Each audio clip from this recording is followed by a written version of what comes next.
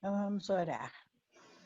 Pai amado, Jesus querido, aqui estamos, Senhor, nesse momento, reunindo nossos pensamentos, nossos corações, em unir as forças celestiais, para que possamos nessa noite, Senhor, aprender um pouco mais e fazer com que possamos, Senhor, dar a nossa colaboração com nossos pensamentos, nossos instrumentos, em favor de tantos irmãos que sofrem, encarnados de encarnados. Que a tua bênção chegue até eles, Senhor, levando os bálsamos por força, horário, para que todos possam prosseguir, caminhar na certeza de que junto cada um de nós nas lutas de dia a dia. Abençoe os nossos irmãos no Brasil tudo e abençoe essa rádio no Espírito Santo, que todos estão para tratamento, ajuda, que tudo seja feito, Senhor, com a nossa vontade. Estamos aqui a posse do nosso trabalho da noite. A tua paz, a tua luz, continue a reinar em nossos corações, em todo o universo. Assim seja. Assim seja.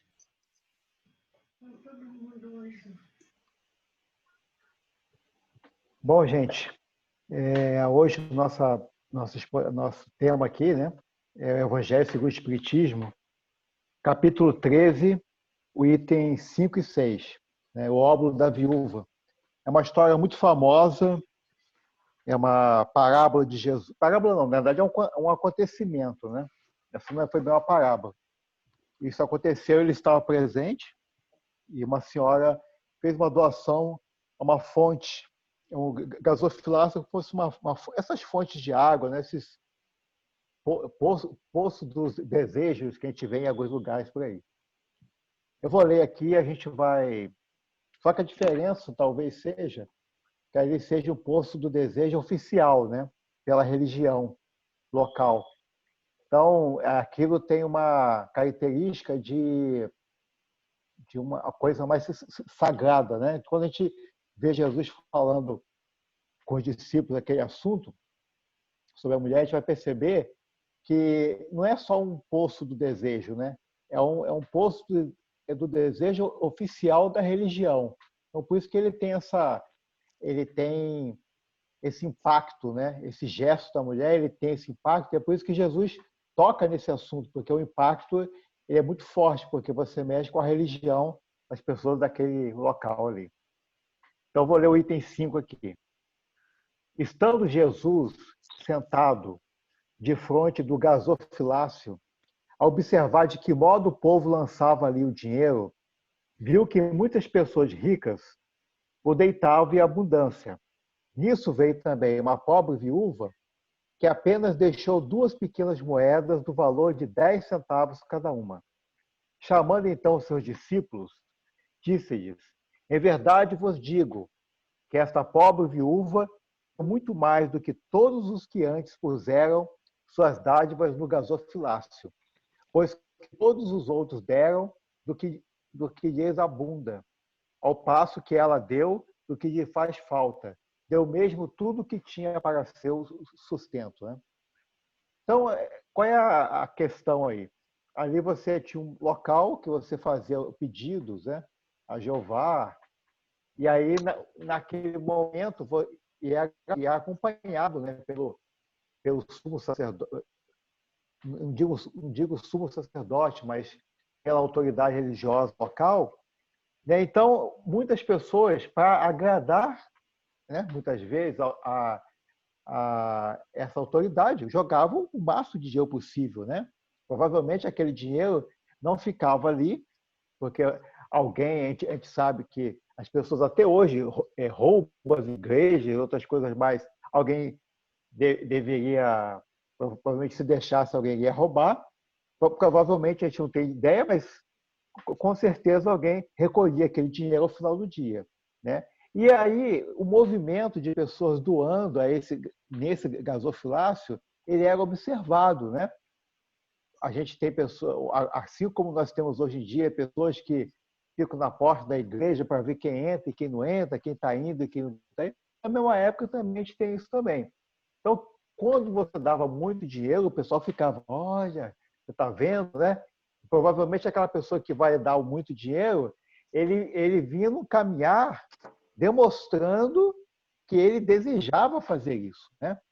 Ele tinha um caminhar mostrando que ele queria realmente que todos soubessem que ele estava fazendo aquela doação, né? Aquela doação ali naquele local. E aí todo mundo ficava olhando e devia ser conversa de todos. Olha só o que está acontecendo, né? Mas a gente observa que Jesus viu acontecer isso, né? Ficou sentado ali por perto e em nenhum momento ele chamou os apóstolos para falar. Você está vendo, ó, aquele lá é o rico da região. Olha quanto é que ele está dando. Ele, em nenhum momento ele falou isso. Ele ficou quieto. E aí ele chama a atenção dos apóstolos para a pessoa que vai dar o menos, né, o menor valor possível que foi dado naquele período que ele estava ali, que eram 2 moedas de 10 centavos cada uma, né? Mesmo a gente pegando uma moeda valorizada como for o dólar hoje, por exemplo, né, a pessoa se desse 20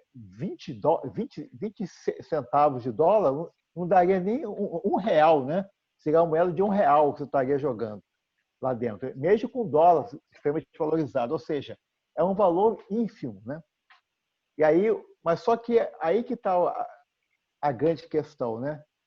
Que a gente precisa se perguntar: por que Jesus contra todas as maneiras de agir, né? Porque a maneira do ser humano agir é chamar a atenção daqueles que justamente deram mais dinheiro, né?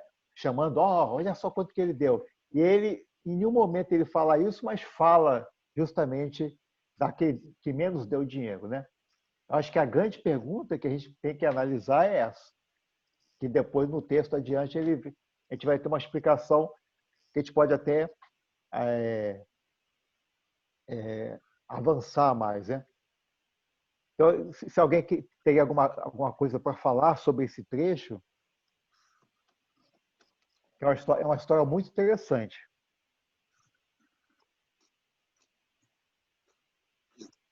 Fala da caridade, né, Elcio?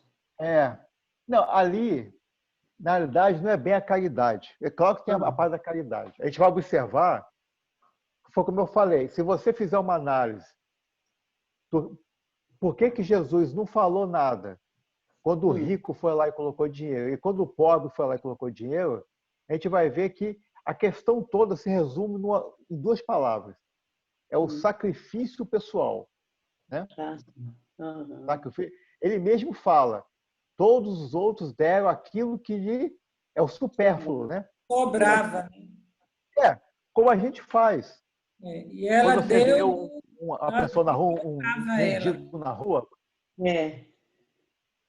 Ela deu do pouco que ela tinha, né? É isso mesmo. Quando a gente vê um mendigo na rua, a gente dá o quê? Dá o dinheiro que tem de trocado, as moedinhas que estão perturbando a gente o dia inteiro. A gente faz isso. Então a gente dá aquilo que é o supérfluo. E ela justamente não fez isso. Ela deu aquilo que lhe iria fazer falta, que é o sacrifício pessoal. Essa é a grande questão, né? Isso aí, Valquíria, tem a ver com o nosso, na verdade, essa história tem a ver com a nossa maneira de praticar a caridade, né? Também. A gente pratica a caridade dando o nosso supérfluo, né? As nossas roupas que já não são gastas, os sapatos já meio quase que furando, e não sei o quê. Por quê? A gente dá o supérfluo, né? Não é que a gente tem que dar a roupa nova, não é isso que a gente está falando. Mas o que se resume na nossa caridade, o que vai valorizar a nossa caridade, é o sacrifício pessoal, né? Com certeza. O mendigo da rua que tem só aquele prato para comer, naquele dia inteiro, e divide aquele prato com o seu companheiro ao lado, o sacrifício pessoal dele é muito maior do que se a gente chegar no centro e falar: eu tenho aqui um sacão de roupa para vocês. Um sacão de roupa, às vezes, é o supérfluo que a gente está dando. Então, a medida da caridade ela vai ser baseada no sacrifício pessoal. Então, Isso é uma coisa difícil da gente entender, porque a nossa base de medida do que nós podemos ou não fazer é baseada no poder material. uhum, E a caridade ela não é baseada no poder material. Ela é baseada no sacrifício pessoal. então, isso. Depois a gente vai entrar aqui num tema, depois quando eu ler mais um pouco, porque esse item ele é muito pequeno, né? É. Muito pequeno. Mas Well, ele remete a gente a um livro de André Luiz, chamado Nosso Lar, em que ele fala do quê? Do bônus hora, se alguém se lembrar disso, né? É, Lá no capítulo aham. 22 de Nosso Lar, ele fala do bônus hora, que é uma espécie de um salário, não é bem um salário, é até chato falar isso, não é um salário porque você não recebe o dinheiro, mas é uma aquisição pessoal que a pessoa tem no Nosso Lar devido ao seu trabalho.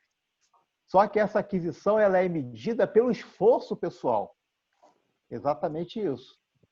É uma moeda diferente à qual nós estamos acostumados, né? E isso é importante para a gente entender, porque a gente, às vezes, quer praticar a caridade, mas pratica de forma errada, né? Uhum. A gente não está falando aqui que a doação material não é importante, mas a gente precisa entender o significado das coisas quando a gente atua, vai atender alguém, né? Com Eu vou ler certeza. o item 6 aqui para a gente entender melhor. Muita gente deplora não poder fazer todo o bem que desejara, por falta de recursos suficientes. E se desejam possuir riquezas, dizem, para lhes dar uma boa aplicação. É, sem dúvida, louvável a intenção, e pode até, em alguns, ser sincera. Dar-se-á, contudo, seja completamente desinteressado em todos.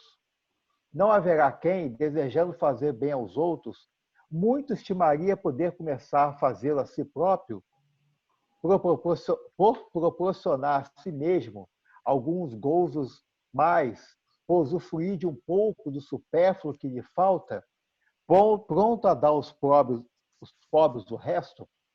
Esta segunda intenção, que esses tais, porventura, dissimulam aos seus próprios olhos, mas que lhes depararia no fundo dos seus corações, se eles os precustassem, anula o mérito do intento, visto que com a verdadeira caridade, o homem pensa nos outros antes de pensar em si. O ponto sublimado da caridade, neste caso, estaria em procurar ele no seu trabalho, pelo emprego de suas forças, de sua inteligência, de seus talentos, os recursos de que carece para realizar os seus generosos propósitos. Haveria nisso o sacrifício que mais agrada ao Senhor? Infelizmente, a maioria vive a sonhar com os meios de mais facilmente se enriquecer de súbito e sem esforço, correndo atrás de quimeras, quais a descoberta de tesouros, de uma favorável enchança aleatória, do recebimento de inesperadas heranças. Que dizer dos que esperam encontrar nos espíritos auxiliares que os secundem na consecução de tais objetivos? Certamente não conhecem nem compreendem a sagrada finalidade do Espiritismo, e ainda menos a missão dos espíritos a quem Deus permite se comunique com os homens. Daí vem os serem punidos pelas decepções. Eu vou deixar primeiro que, se alguém quiser falar, discutir, emitir opinião sobre esse item, mas depois a gente conversa mais. Ainda tem da outra folha, ainda tem. Termina do outro lado. Um ponto que me chamou a atenção aqui é que quando ele fala, né, que eu entendi aqui que não, mais de que dar o dinheiro, a coisa material, é você dar dos seus talentos, da sua, né, do que você sabe fazer. Por exemplo, quando eu morava aí, eu visitava muito o asilo, ali na Imbetiba, né? Muitas vezes estava lá um rapazinho muito jovem e ele era barbeiro e ele ia lá cortar o cabelo dos velhinhos, fazer a barba, cuidar. Então, né, se encaixa bem nisso. Quer dizer, essa atitude dele é muito mais valorosa do que se ele, com o trabalho dele de barbeiro, pegasse uma quantia e fosse todo mês lá no asilo depositar, né, dar para ajudar, né? Porque aí ele está dando do talento dele, o tempo dele, né? A disponibilidade, ele reservava aquele dia da semana, aquele horário para ir lá e fazer isso, né? Então, eu acho que isso aí também é chamado também o óbolo da viúva, né? Como ele diz aqui, você dá do seu talento, do seu tempo, da sua disponibilidade. Não só a questão do dinheiro ou da coisa do supérfluo que a gente tem em casa, né? Distribuir, dar. Mas acho que cai bem isso aí, né? Me chamou a atenção esse trecho. É isso mesmo, Conceição. Porque, na verdade, essa é a famosa história, né? Todo mundo quer ganhar na Mega Sena, né?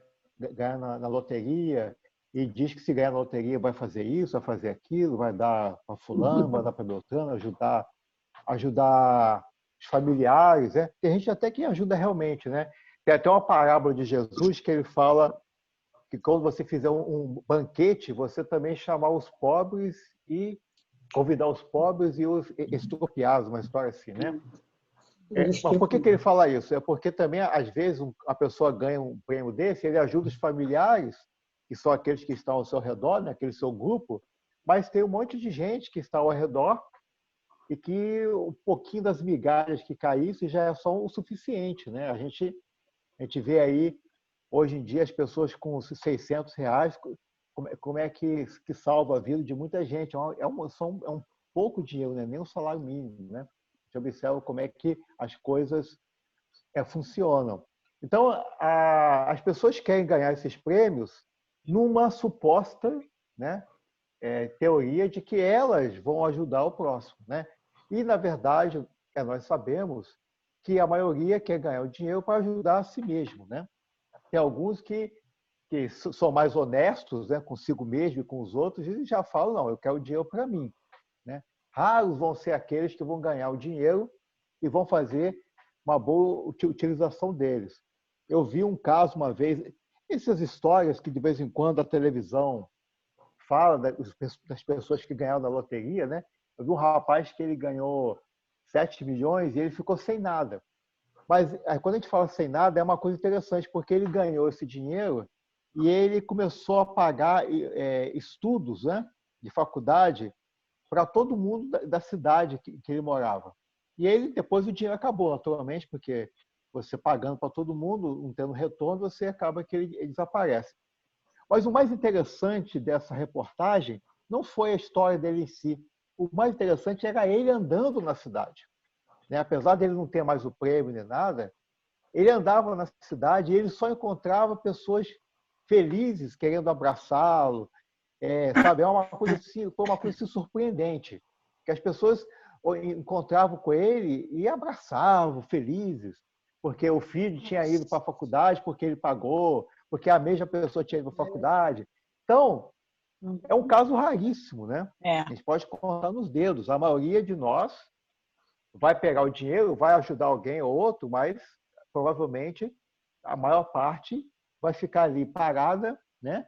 E esse dinheiro, ele é bem provável que ele sirva de disputa para os filhos e parentes, né, que vão aí se destruir por causa do dinheiro, né, no final da vida, né? É o que a gente vai ver. O castigo nosso por não ter dividido vai ser esse. É o que a gente mais vê aí entre as famílias que têm posses. O maior problema do morto é que ele vai ver a família se destruindo por causa do dinheiro que ele não soube compartilhar de uma forma adequada. Então, o que a Conceição falou é uma grande verdade. Às vezes a gente quer ganhar o dinheiro porque a gente acha que o dinheiro é a forma melhor de caridade, né? O dinheiro é importante, mas existem outras formas de caridade que a gente pode exercer. Pode exercer a caridade de escutar, a caridade de escrever cartas, né? Aquele filme Central do Brasil, ele mostra a atriz, né, a Fernanda Montenegro, escrevendo cartas para as pessoas que não sabiam escrever. Você imagina a caridade do que é isso, né? Imagina um trabalho que sabe, a dimensão de trabalho desse. É uma dimensão gigantesca, a gente não tem a mínima noção. Pessoas que passavam por lá não tinham condições de escrever cartas para os entes queridos e tem alguém ali pronto a perder, né, o seu tempo, entre aspas, e fazer aquilo. Então, é uma coisa... Oi? Pode falar. Desculpa só interromper, só uma reflexão aqui. Que isso pode ser incentivado, né? Até coletivamente falando. Tem países no mundo que você não tira o seu diploma de segundo grau se você não cumprir X horas de serviço voluntário. E esses serviços voluntários, eles geralmente são escolhidos pedagogicamente, digamos assim. Então, você vai lidar com parcelas da sociedade que para aquele estudante naquela região seria importante que ele conhecesse. Então, às vezes a pessoa é muito rica, ou é muito no mundo dela, ou às vezes é uma pessoa que tem poucas posses materiais, mas ela descobre que existem outras pessoas que passam por até dificuldades maiores, e isso gera testemunhos lindos. Eu lembro quando eu fiz intercâmbio, todo ano, quando tinha campanha do serviço, todo ano, no ano que eu estava lá tendo campanha do serviço voluntário, então muitas pessoas, até muito bem-sucedidas, assim, estou falando materialmente e como profissionalmente, pessoas admiradas, elas colocando o quanto foi importante para elas ter a oportunidade de fazer, são poucas horas, no final das contas, ao longo do segundo grau, mas é pedagógico. Então, isso pode ser incentivado, pode ser plantado coletivamente. A nossa cultura aqui, né, a gente não tem essa coisa de incentivar o voluntarismo, né? Mas lá fora, Estados Unidos, Europa, isso é muito forte, né? Até quando a pessoa se forma, a pessoa, por exemplo, uma vez eu fiz uma consulta no oculista, no oftalmologista lá em Niterói para meu filho, e já era um senhor de bem idade, e ele falou isso, né, que ele tinha um dia na semana que ele dedicava, né, o trabalho dele a pessoas, e que ele trouxe isso de um tempo que ele ficou fora do país.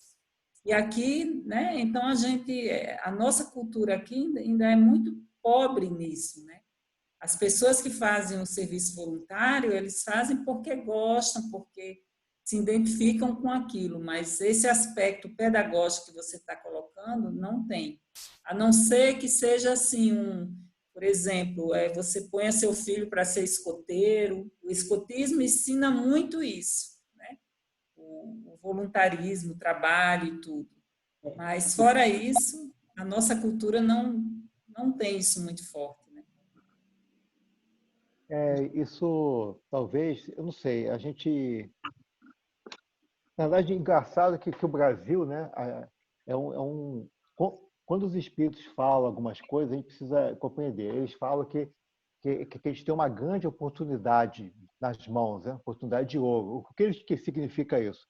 É que as condições no nosso país, as pessoas com pouco estudo, passando fome, com necessidades, as mais diversas, é coisa que você, numa Suíça, você não encontra isso, né? O que isso significa? Que nós temos aqui realmente um campo gigante para nós podermos atuar em nome de Jesus, é como ele iria atuar aqui, como se tivesse encarnado, como ele atuaria, ele tem um campo gigante para isso. Então a gente observa que às vezes a gente fala assim, não, puxa, por que eu nasci no Brasil? Né? A gente nasceu no Brasil porque a gente tinha um desejo de melhorar espiritualmente. E a gente não tem como melhorar espiritualmente numa Suíça, como falar assim, repetir de novo, né? Onde tudo é perfeito, onde as coisas, sabe, onde se constrói estradas maravilhosas, onde todo mundo tem um salário legal, onde as pessoas que perdem o emprego ganham um salário gigantesco para se manter em casa. Funciona, né? Exatamente. A gente não tem condição crescer, a gente cresce, pode crescer materialmente, intelectualmente, mas espiritualmente, claro que você tem chance de crescer lá. Mas no Brasil é muito mais dinâmico essa parte desse crescimento espiritual, né? É muito mais dinâmico de tudo. Você vê a doutrina espírita, como que ela sofre, né? Pessoas que não gostam da doutrina espírita, chamam de coisa do diabo, não sei o quê. Ou seja, até nisso você tem coisas que aumentam o sacrifício de quem trabalha pelo bem, né? Você observa isso, você observa a situação. E isso valoriza o nosso passe ao retornar ao mundo espiritual, né? Não foi à toa que nós nascemos no Brasil, porque é o local que é adequado para que a gente consiga partir um caminho melhor, né, do que nós estávamos trilhando antigamente. As pessoas às vezes questionam: poxa, por que aqui, por que não acolá? É porque é aqui que nós temos a oportunidade, a grande oportunidade, né, de crescer. É esse caldeirão de coisas que nós estamos aqui, né? Uma coisa que eu me lembro, no livro Paulo e Estevão, o sonho de Paulo era conhecer Atenas, né? A grande cidade da cultura, da filosofia, né? Em que ele estudou tanto. Mas Atenas, para Paulo de Tarso, foi a grande decepção da vida dele, né? Que quando ele chega lá em Atenas, ele pensou que Atenas, as pessoas iam entender Jesus com a capacidade. Ele foi assim, as pessoas nem prestavam atenção nele. E aí ele sentiu saudade do quê? Daqueles embates que ele tinha com o povo hebreu lá, com os sacerdotes lá, né, que queriam prender ele, queriam matar, queriam não sei o quê. Ou seja, porque é ali que estava o trabalho, né?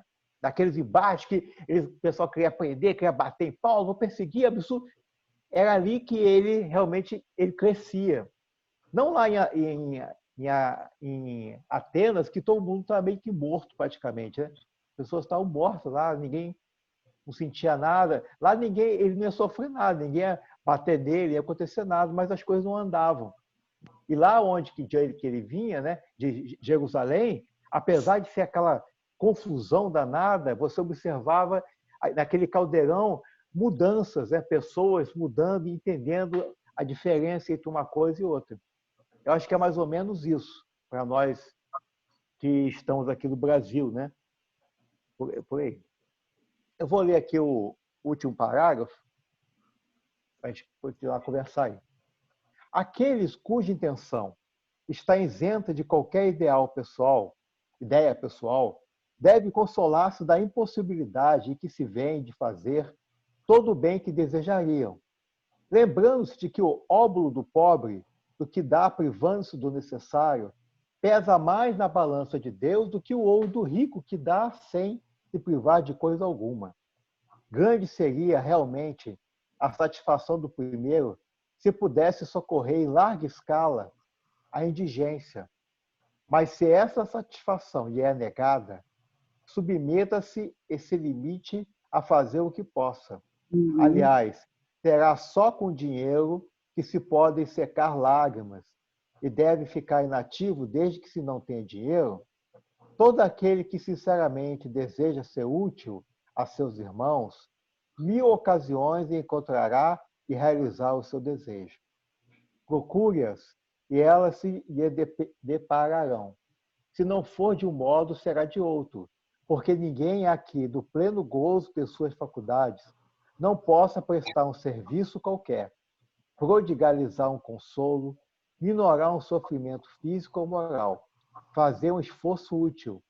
Não dispõe todos a falta de dinheiro, do seu trabalho, do seu tempo, do seu repouso, para de tudo isso dar uma parte ao seu próximo? Também aí está a dádiva do pobre, o óbolo da viúva. Né? Então, é isso que a gente estava conversando. A gente não necessariamente precisa dar o dinheiro, né? Claro que a gente precisa lembrar que o dinheiro ele é importante, né? A mesa é importante, a comida, a água, o dinheiro ele é importante, né? Mas mesmo que a gente não possa dar ou possa dar pouco, né? Não tem condições não tem condições de fazer um negócio desse, mas não tem condições de fazer outras coisas, A gente tem outras possibilidades, né? Tem gente que sabe costurar, então ensina as pessoas a costurar. Tem gente que pode ensinar as pessoas a contas de matemática.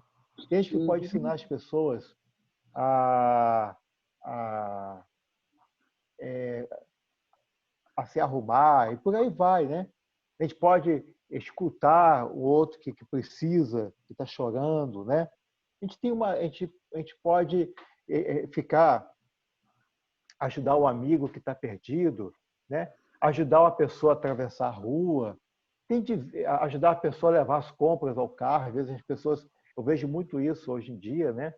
As pessoas vão no supermercado e não conseguem nem empurrar o carrinho, não tem nem força para isso. Então a gente tem diversas possibilidades para ajudar.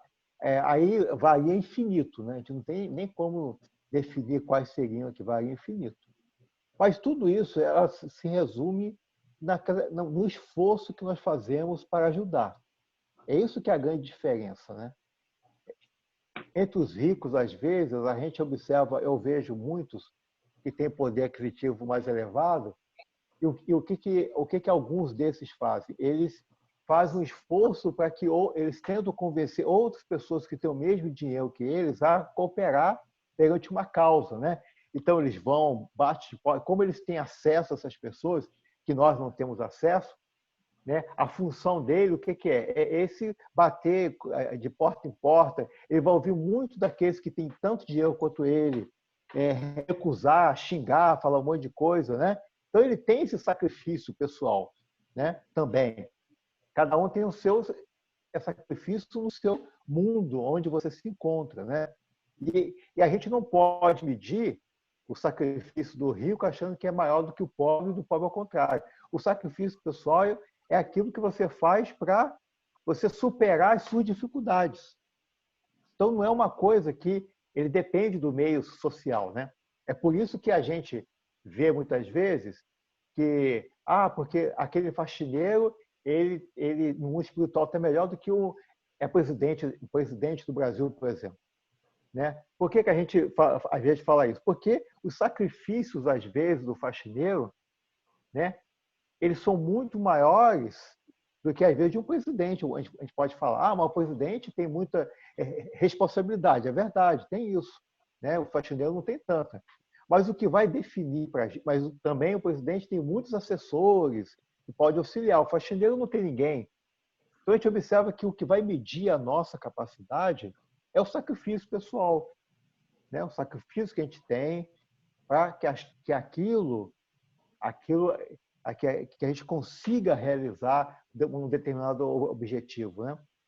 Eu acho que é isso que define também o bônus hora de André Luiz, né? O bônus hora de André Luiz, ele define bem essa situação, né? Quando André Luiz, quem quiser ver no capítulo 22, lá no livro É Nosso Lar, a gente vai ver que André Luiz está na casa da dona Laura e ele vai conversando com ela. E aí ele pergunta para ela, mas o que é o bônus hora, né? Ela fala, quer dizer, bônus horas é um trabalho que você realiza em prol do seu semelhante. E aí isso garante o quê? E garante certas prerrogativas. A gente tem que lembrar que no mundo espiritual, você com essas bônus horas, né? Você não vai comprar mais roupa, mais comida, nada disso. Porque lá, nosso lar, no mundo espiritual, você teoricamente, o espírito não ia precisar de roupa, nada disso, mas a gente vai com um problema de ainda imperfeição do espírito, ele ainda utiliza roupa, ainda se alimenta, né? É lembrar que André Luiz tomava uma sopinha ainda depois de desencarnado. Por que isso? Porque é o problema da imperfeição ainda, né, do espírito.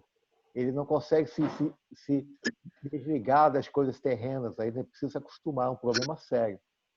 E aí, você com esses bônus horas, você vai angariando certos privilégios, mas privilégio no bom sentido. O que é o privilégio no bom sentido? Como você trabalhou, o trabalho ele nos ajuda a evoluir. né? A gente, quando trabalha aqui no plano físico, você cresce em disciplina, cresce em perfeição, você cresce na paciência. Então, o trabalho nos ajuda nisso. Quando você trabalha também no mundo espiritual, é a mesma coisa. E aí você trabalha no mundo espiritual, né? Você cresce nessas qualidades, e isso lhe dá a possibilidade de você frequentar outros ambientes, porque você já tem uma paciência maior, porque você já tem uma compreensão do próximo, você não fica irritado quando alguém fala com você, isso fica falando pra caramba, aí você fica chateado, aí você dá aquela, né, aquela bronca gigante, você já está mais acostumado, né? Você se contém. Então, o trabalho de dar outras possibilidades de você frequentar ambientes mais nobres, né? Com pensamento mais nobres, porque o seu pensamento já está se afinando a isso. Então, você participa de cursos, né? Cursos mais avançados, porque agora você já compreende. Você tem autorização de visitar lugares que antes você não tinha, né? Como o próprio André Luiz. André Luiz queria visitar a família, mas não tinha condição, né? Porque ele não tinha compreensão ainda das coisas. Só quando ele adquiriu bônus horas de serviço, e essas horas de serviço deram para ele, né, um entendimento da vida melhor, aí foi-lhe permitido. Então é isso que os bônus horas significa. E é exatamente isso que o sacrifício nosso, na caridade do dia a dia, significa também, né, para a nossa evolução espiritual. Esse óbolo da viúva, esse sacrifício que a gente tem, é que vai nos dar uma condição melhor para o espírito, né? Tanto quanto encarnado já, e também como desencarnado também. Eu acho que esse óbolo da viúva, esse trecho, ele é muito importante, porque ele nos abre, ele quebra um paradigma, né? Que a gente, encarnado, o nosso paradigma, a gente está acostumado assim, eu te dou R$1.000, você me dá uma coisa. Eu te dou um celular de primeira linha, né? Aí, quando você para o mundo espiritual, não funciona assim. A moeda é outra.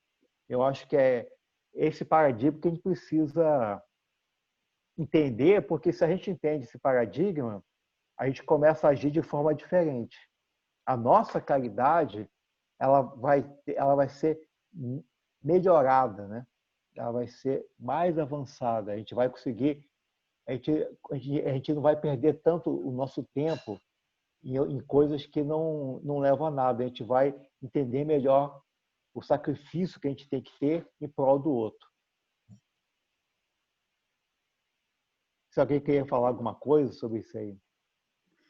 Elson, Oi, vocês estão me ouvindo, né? Então, eu achei interessante que nesse segundo que você começou a ler aqui, né, ele fala só assim, que não é só com o ouro que se pode secar as lágrimas, né? E aí, quer dizer, não é só a questão material, né? Apesar dela ser importante, como você falou, né? Mas nesse momento até que a gente está vivendo aqui, de pandemia, que muita gente se mobilizou, que as cestas básicas estão chegando às famílias, e você vê que isso vai chegando, né? Mas a gente percebe que muitas vezes as pessoas até já têm aquele alimento e outras coisas são necessárias, e às vezes até a informação ou conhecimento que você tem, você consegue ajudar uma pessoa, né? A gente tem às vezes exemplos de pessoas que precisam comprar remédio e as pessoas hoje em dia têm receio de dar dinheiro mesmo na mão dos outros, ou de quem não conheça, né? Ou não tem o dinheiro para dar, mas às vezes a gente conhece alguém que tem a informação, ou conhece uma pessoa de uma farmácia popular, que possa conseguir esse recurso para ela, né? Então, assim, e naquele momento, aquela necessidade daquela família é tão importante com relação àquilo, que mesmo sem você ter dinheiro para ajudar, se você parar um pouquinho do seu tempo e buscar algum contato, você vai ajudar aquela pessoa, né? Então, eu achei isso importante. E a outra reflexão que a gente faz, que você já falou mesmo, foi a questão da gente, o que é abundante você dá com muita facilidade. E a gente já ensina os nossos filhos a isso, né? Quando no final do ano, ó, junta os brinquedos, vamos dar para as crianças que não tem mais. Aí junta aquele sacão de brinquedo e vai para lá e deixa lá, porque aquilo está sobrando, porque vai chegar ao final do ano e outros brinquedos vão chegar para os nossos filhos. E é o passo que a gente deveria pedir para ensinar essa criança a levar esse filho nosso lá para poder estar compartilhando com a criança algum brinquedo que ele tenha, né? Enfim, e aí a gente já é aquela cultura de dar o que a gente tem realmente em excesso. Então, eu não tiro aquilo que vai me faltar, por exemplo, né? O que seria, por exemplo, mais caro para mim, o meu tempo, ouvir, né? Realmente é bem importante essa passagem, né? É isso. Ô Elson, Oi, Lúcia. você conhece a continuação dessa história do óvulo da viúva? Já ouviu uma curiosidade, alguma coisa? Então, eu não sei. Tem uma autora espírita, através do Divaldo, esqueci o nome dela agora. Esqueci o nome do espírito.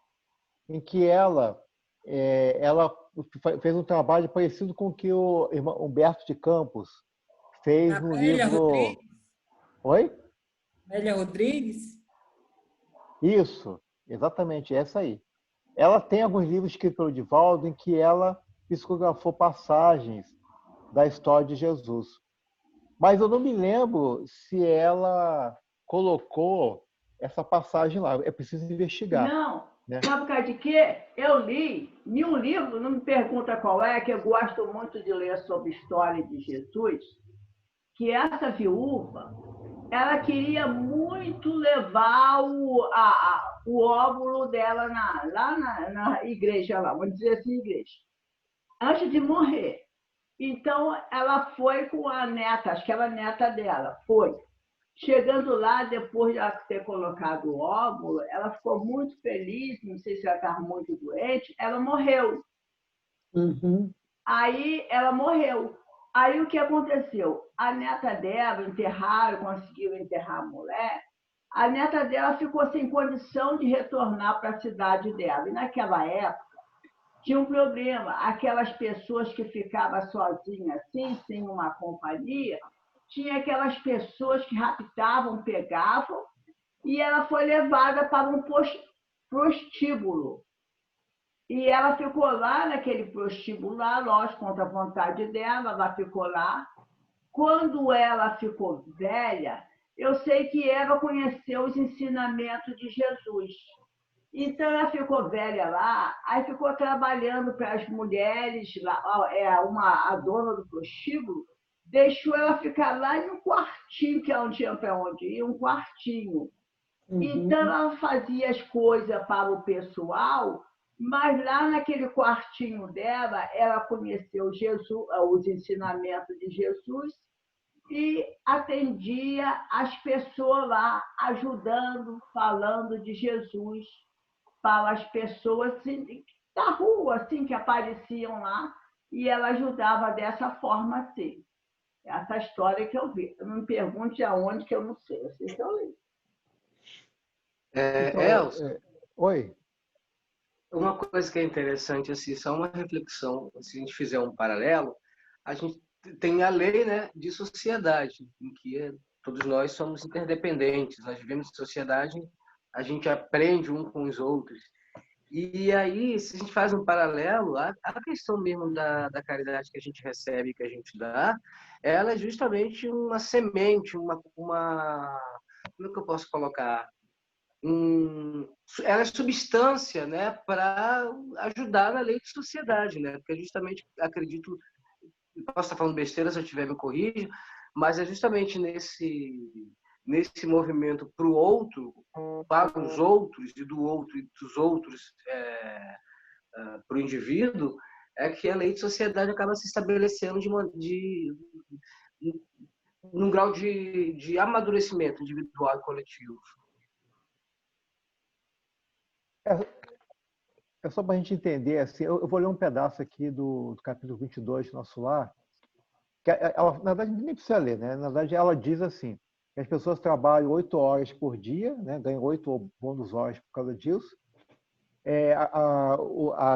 A governadoria permite que você faça um esforço extraordinário de 4 horas, que daria 12 horas por dia, e aí, total por semana, 72 horas de bônus horas. Né? Então, 72 bônus horas por semana que algumas pessoas conseguem fazer. Ela está falando do serviço mais básico, né?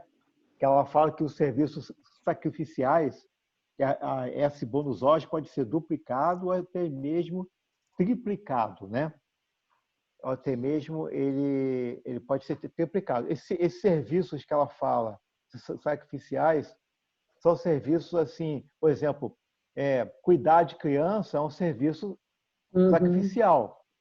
É um serviço que ele demanda um esforço muito grande, ele demanda, sabe, não é uma coisa simples de você fazer, não, né? Aí isso me faz lembrar uma história interessante lá em Nosso Lar mesmo, que eles contam que só duas pessoas em Nosso Lar haviam visto se encontrada com Jesus. Uma das pessoas era o governador de Nosso Lar, né? O governador de Nosso Lar, ele encontrou com Jesus justamente quando ele atingiu a marca de 1 milhão de bônus horas, né? 1 milhão de bônus horas. Aí eu fiquei imaginando se ele tivesse, fiz um cálculo aqui por baixo, se ele trabalhasse 12 horas por dia, que na verdade o governador é o que mais trabalha, né? De todos ali, ele demoraria 228 anos para conseguir alcançar essa marca, mas ele não era provavelmente governador esse tempo todo, ele era a menos. Então a gente imagina o trabalho, né, o sacrifício que ele teve para a cidade de Nosso Lar. E aí a gente vem uma outra pergunta, né? Ele é governador de Nosso Lar porque ele era o que mais se doava para o próximo, né? Então a gente vê que no mundo espiritual as pessoas, quando elas assumem determinadas posições, elas são aquelas posições em que são escolhidos aqueles que mais vão se sacrificar pelo próximo. Então, a gente que não tem condição nenhuma de sacrificar por ninguém, a gente fica para lá, né? Agora, aqueles que realmente se sacrificam, que lutam pelos outros, que vão adiante, né? Você vê, ele tinha mais de 1 milhão de bônus horas, é muita coisa. Você demora séculos de uma maneira normal para conseguir isso. Provavelmente ele não estava ali há tanto tempo assim no Nosso Lar. Mas o que isso significa? Significa que ele, que tinha 1 milhão, que provavelmente era um caso lá de Nosso Lar, né? Que estava ali, que tinha conseguido, ele era o governador, ou seja, era o posto mais alto, né? Era o posto mais alto da sociedade. Então a gente vê que no mundo espiritual, né, nós seremos valorizados pela nossa capacidade, não só intelectual, mas também de esforço em prol do próximo, né? No nosso mundo material não é assim, a gente sabe disso. A gente sabe que muita gente se esforça e morre na praia. E tem gente que não se esforça nada e consegue um monte de coisa, né? Consegue empregos maravilhosos, viagens fora de série, né? Enquanto que tem outros que batalham ali arduamente para conseguir comprar uma casa sequer, é muito difícil. Então a gente vê o quê? A gente vê que é um mundo injusto, né? Mas Jesus ele já tinha falado isso, que o reino dele não é desse mundo, né? O reino daqueles que praticam a caridade, que lutam pelo benefício do outro semelhante, não é desse mundo. Mas no mundo espiritual, aí sim, lá, esse é o reino, né? Esse é o reino daqueles que praticam bem. E aqueles que praticam bem assumem, né, situações maiores. Por quê? Porque quem pratica o bem, que ama muito, a gente pode ficar tranquilo e com certeza de que ele vai fazer o máximo por nós. Eu tenho certeza que o governador de Nosso Lar, ele faz o máximo possível que ele pode, né, até mesmo esquecendo da sua própria vida, para ajudar o mais simples habitante da cidade. É o que a gente observa, né?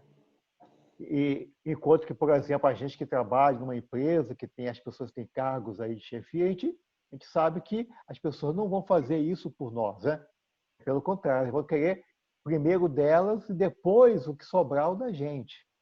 Então, essa é a grande diferença que a gente observa, e é por isso que Jesus falava que o reino dele não é desse mundo, né?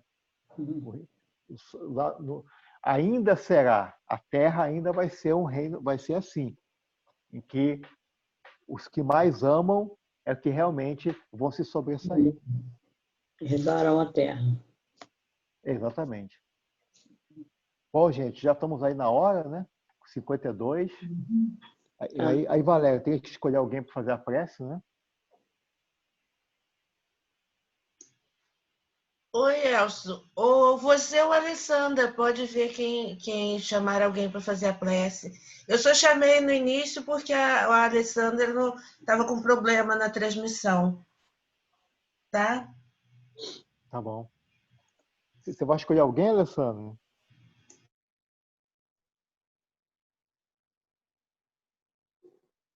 Você só está ouvindo? Ela entrou agora de novo. Acho que está caindo dela. E Alessandra? Oi. Estão me Você quer ouvindo? fazer a prece? Você quer fazer a prece para a gente? Eu posso fazer, vocês estão me ouvindo? Então, agradecidos estamos, Senhor, por mais essa oportunidade de estudo, conectados com nossos irmãos do nosso grupo Divino Espírito Santo.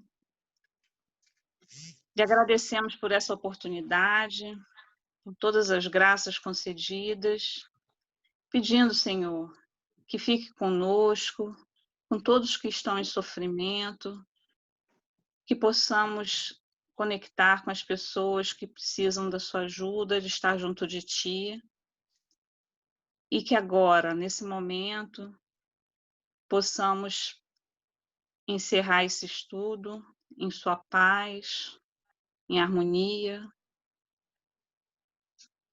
e que possamos, cada um de nós, na sua graça, ter uma semana de paz, de amor, e colocar em prática cada ensinamento aqui desse estudo, Senhor.